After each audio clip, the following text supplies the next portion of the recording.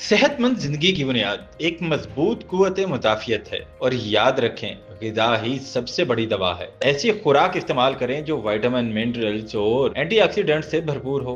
Vitamin C के लिए नारंगी, अमरूद, लीमू और शिमला मिर्च बेहतरीन है, जबकि विटामिन ए और ई के लिए पालक, गाजर और मेवा जात जरूर खाएं।